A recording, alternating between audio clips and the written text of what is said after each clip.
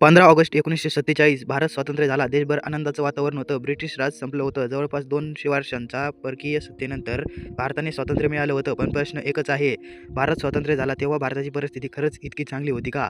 कारण स्वातंत्र्याच्या त्या क्षणी भारतासमोर एक दोन नाही तर अनेक संकटं उभी होती. देशाची फाळणी झाली होती. लाखो लोक घरदार सोडून भारत पाकिस्तानच्या सीमापलीकडे जात होते. सांप्रदायिक हिंसाचार सुरू झाला होता.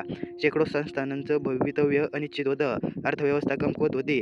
अन्नाचा प्रश्न गंभीर होता आणि त्याच वेळी भारताला स्वतःचं संविधान आणि लोकशाही व्यवस्था उभी करायची होती. म्हणूनच 15 ऑगस्ट 1947ला फक्त स्वातंत्र्याचा दिवस नव्हता, तो एका उद्ध्वस्त परिस्थितीतून देशाला उभं करण्याच्या प्रवासाची सुरुवात होती. आजच्या व्हिडिओमधून पाहूया 1947 मध्ये भारतासमोर नेमकी कोणती संकटं होती आणि भारताने त्यांचा सामना कसा केला. इंग्लिश, स्पॅनिश, जर्मन किंवा अजून कोणतीही भाषा शिकायची असेल तर आजच्या व्हिडिओचा स्पॉन्सर डुओलिंगो नक्की ट्राय करा. लिंक बायोमध्ये आणि पिन कॉमेंटमध्ये दिलेली आहे. सर्वात मोठं संकट होतं भारताची फाळणी. ब्रिटिश भारताचे दोन देश झाले होते, भारत आणि पाकिस्तान. फाळणीसोबतच इतिहासातील सर्वात मोठ्या मानवी स्थलांतरापैकी एक घडलं होतं. अंदाजे 1,40,00,000 ते 1,50,00,000 लोक आपली घरं सोडून दुसऱ्या देशात गेले होते. मुस्लिम लोक भारतातून पाकिस्तानाकडे गेले तर हिंदू आणि शीख मोठ्या संख्येने पाकिस्तानातून भारतात आले. पण हे स्थलांतर शांततेनं झालं नाही. अनेक ठिकाणी सांप्रदायिक हिंसा झाली, लोकांचे जीव गेले, गाव उद्ध्वस्त झाले, कुटुंब तुटली आणि हजारो लोक बेपत्ता झाले. भारत सरकारसमोर आता एक नवीन प्रश्न होता, या लाखो निर्वासितांचं काय करायचं? त्यांना राहण्यासाठी जागा हवी होती, अन्न हवं होतं, कपडे, आरोग्य सुविधा आणि रोजगार हवा होता. दिल्ली, पंजाब आणि इतर भागांमध्ये निर्वासितांसाठी छावण्या उभ्या करण्यात आल्या. सरकारला पुनर्वसनाची प्रचंड मोहीम राबवावी लागली. म्हणजेच देश स्वतंत्र झाला. पण स्वातंत्र्य भारताच्या पहिल्या सरकारला सुरुवातीपासूनच मानवी पुनर्वसनाचं महाकाय काम करावं लागलं. दुसरं एक मोठं संकट होतं राज्याचं राजकीय एकीकरण.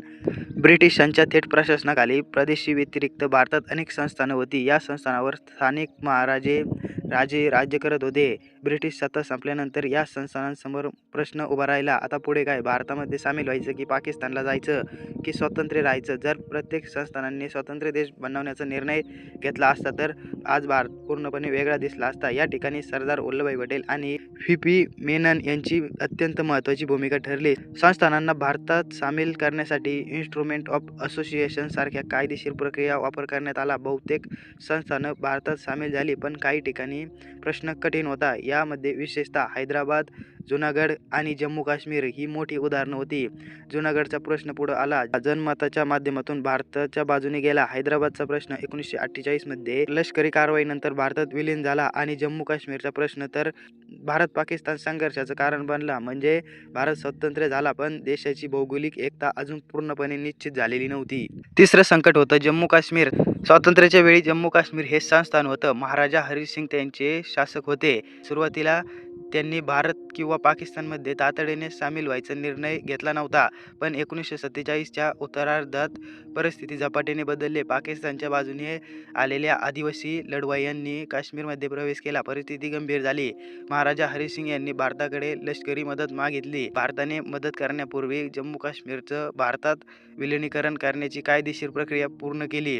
26 ऑक्टोबर 1947 रोजी इन्स्ट्रुमेंट ऑफ असोसिएशनवर स्वाक्षरी झाली आणि त्यानंतर भारतीय सैन्य काश्मीरमध्ये पाठवण्यात आलं. यातून पहिलं भारत-पाकिस्तान युद्ध सुरू झालं. हा प्रश्न पुढे संयुक्त राष्ट्रसंघापर्यंत गेला. म्हणजे स्वातंत्र्याच्या काही महिन्यातच भारताला एक मोठ्या गंभीर सुरक्षा संकटांचा सामना करावा लागला. कमकुवत अर्थव्यवस्था. चौथं संकट होतं ब्रिटिश राजवटीत भारताची अर्थव्यवस्था ब्रिटिश साम्राज्याच्या गरजांशी जुडली होती. स्वातंत्र्यानंतर भारताला स्वतःच्या आर्थिक विकासाची दिशा ठरवायची होती, पण समस्या मोठी होती.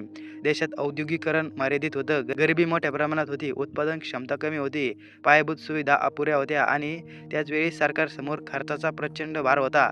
निर्वासितांसाठी पुनर्वसन करायचं होतं, अन्नधान्याची व्यवस्था करायची होती, संरक्षण मजबूत करायचं होतं, प्रशासन उभं करायचं होतं, शिक्षण आणि आरोग्याची व्यवस्था सुधारायची होती. म्हणजे सरकारला एकाच वेळी देश चालवायचा होता आणि देश उभाही करायचा होता. स्वातंत्र्याच्या नंतर पहिल्या अर्थसंकल्पातही आर्थिक अडचणी स्पष्टपणे दिसत होत्या, पण सरकारसमोर फक्त आजचा खर्च भागवण्याचा प्रश्न नव्हता. भारताला दीर्घकालीन आर्थिक विकासाची दिशा देखील ठरवायची होती आणि याच पार्श्वभूमीवर पुढे नियोजन आणि पंचवार्षिक योजनांचा मार्ग स्वीकारला गेला. पाचवं संकट होतं अन्न. आज आपल्याला भारत जगातील प्रमुख कृषी उत्पादक देशांपैकी एक वाटतो, पण स्वातंत्र्याच्या काळात परिस्थिती वेगळी होती. शेतीची उत्पादकता कमी होती, सिंचन व्यवस्था मर्यादित होती, लोकसंख्या मोठी होती आणि फाळणीमुळे कृषी उत्पादन आणि पुरवठ्याची व्यवस्था देखील विस्कळीत झाली होती. त्यामुळे सरकारला अन्नधान्याचा पुरवठा नियंत्रित करण्यासाठी रोटेनिंग सारख्या उपाययोजनांचा वापर करावा लागला. शहरांमध्ये लोकांना पुरेसं अन्न मिळावं यासाठी सरकारला हस्तक्षेप करावा लागला. भारताला अन्नासाठी परदेशावरही अवलंबून राहावं लागले. ही परिस्थिती बदलण्यासाठी पुढील दशकांमध्ये सिंचन, शेतीसाठी संशोधन, खतांचा वापर, सुधारित बियाणं आणि कृषी तंत्रज्ञानावर भर देण्यात आला आणि याच प्रक्रियेचा पुढे परिणाम झाला हरित क्रांती. पण हरित क्रांतीपर्यंत पोहोचण्यासाठी भारताला सुरुवातीला या अन्न संकटांचा सामना करावा लागला होता. 6वं संकट कदाचित सामान्य लोकांच्या लक्षात कमी येतं, ते म्हणजे नवीन देशाचं प्रशासन उभं करणं. ब्रिटिश राज संपलं, पण सरकार चालवण्यासाठी प्रशासन तर लागणारच होतं. पोलीस व्यवस्था, न्यायव्यवस्था, रेल्वे, टपाल, परराष्ट्र व्यवहार, संरक्षण, कर व्यवस्था, केंद्र आणि राज्यांमधील संबंध या सगळ्या व्यवस्था नव्या भारतीय राज्याला चालवायच्या होत्या. आणि एक मोठी अडचण म्हणजे फाळणीमुळे भारत आणि पाकिस्तानमध्ये प्रशासकीय यंत्रणेमध्ये विभागणी झाली. अधिकारी, कर्मचारी, सैन्य, मालमत्ता आणि साधनांचं विभाजन करावं लागलं. म्हणजे देशाला एकाच वेळी संकटातून बाहेर काढायचं होतं आणि राज्यव्यवस्था स्थिर करायची होती. आता शेवटचं आणि सर्वात मूलभूत संकट, भारत कसा चालवायचा. भारत स्वतंत्र झाला, पण ब्रिटिशांनी सत्ता सोडली म्हणजे भारत आपोआप लोकशाही देश बनला नाही. त्यासाठी संविधान आवश्यक होतं. भारताची संविधान सभा आधीपासून काम करत होती, पण फाळणीमुळे तिची रचना बदलली. आता सभेसमोर प्रचंड प्रश्न होते. भारताची शासन पद्धती काय असणार, केंद्र आणि राज्यांमध्ये सत्ता कशी विभागली जाणार, नागरिकांना कोणते मूलभूत अधिकार असणार, न्यायव्यवस्था कशी काम करणार, सर्वांना मतदानाचा अधिकार मिळणार का, धर्म आणि राज्य यांचं नातं काय असणार, अल्पसंख्याकांचं संरक्षण कसं करणार, हे सगळे प्रश्न सोपे नव्हते. आणि याच प्रक्रियेत भारताचं संविधान तयार झालं. 26 नोव्हेंबर 1949 रोजी संविधान स्वीकारण्यात आलं आणि 26 जानेवारी 1950 रोजी लागू झालं. भारत स्वतंत्र देश पासून प्रजासत्ताक बनला. मग भारत या संकटातून बाहेर कसा आला. आता सर्वात महत्त्वाचा प्रश्न, इतकी संकटं असूनही भारत टिकला कसा. भारताने अनेक पातळ्यांवर एकाच वेळी काम केले.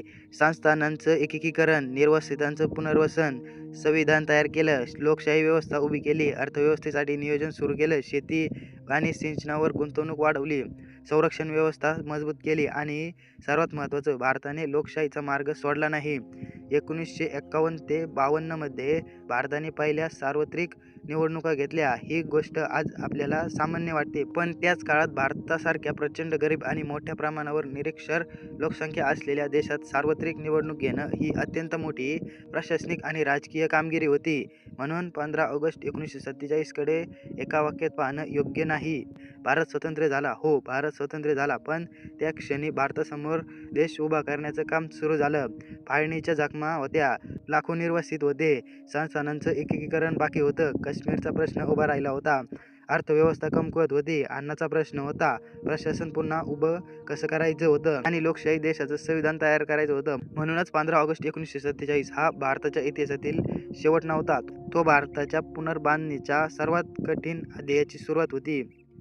आज 2026 मध्ये आपण इतिहासाकडे मागे वळून पाहतो तेव्हा एक गोष्ट स्पष्ट दिसते, स्वातंत्र्य मिळणं ही पहिली लढाई होती. स्वतंत्र देश टिकवणं आणि उभं करणं ही त्यानंतरची मोठी कारवाई होती. जर तुम्हाला अशाच पद्धतीने भारताच्या इतिहासातील महत्त्वाच्या घटना फक्त माहिती म्हणून नाही तर त्या मागचं कारण आणि परिणाम समजून घ्यायचे असतील तर आपल्या चॅनलला सबस्क्राईब करा. जय हिंद.